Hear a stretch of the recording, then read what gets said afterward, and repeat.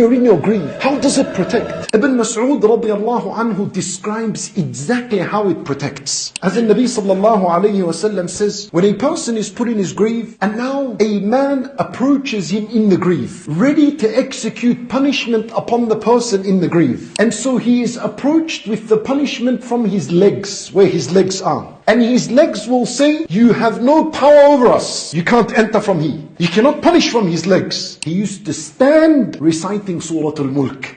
Go somewhere else. So then the punishment will come to him from his chest.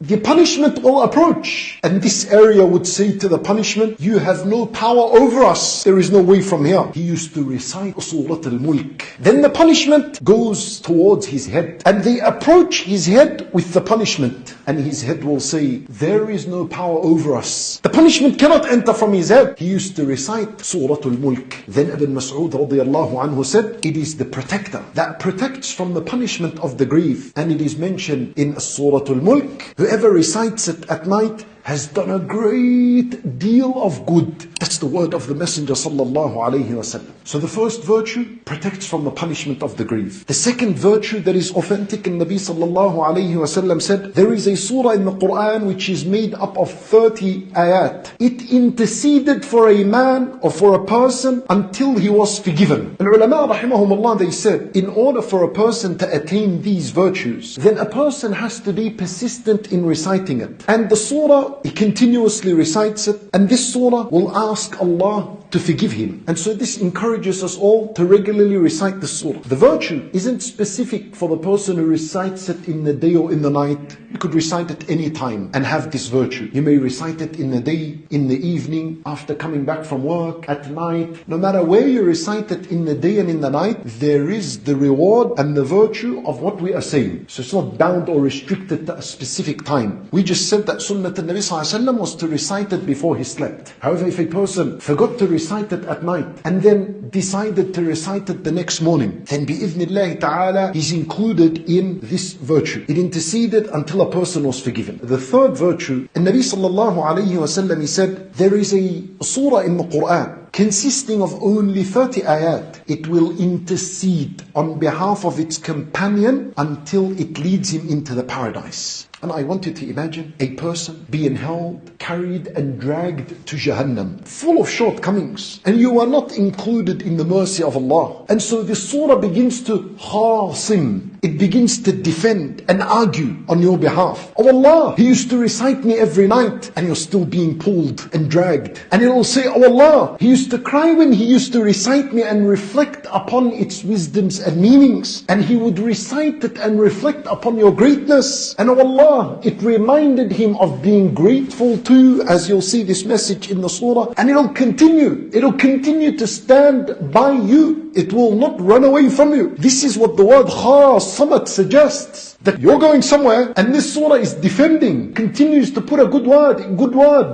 doesn't stop. But it does that for its companion. You see, Nabi sallallahu alayhi wa sallam, he said, he didn't say that it defends the one who memorized it. He said it defends the companion. What does a companion mean? It's with me in the morning, it's with me in the evening, before I sleep, when I wake up, like this. Such a person is going to defend him and put a good case for him on the Day of Judgment. So it not only intercedes until a person is forgiven, but it intercedes until a person is entered into the paradise.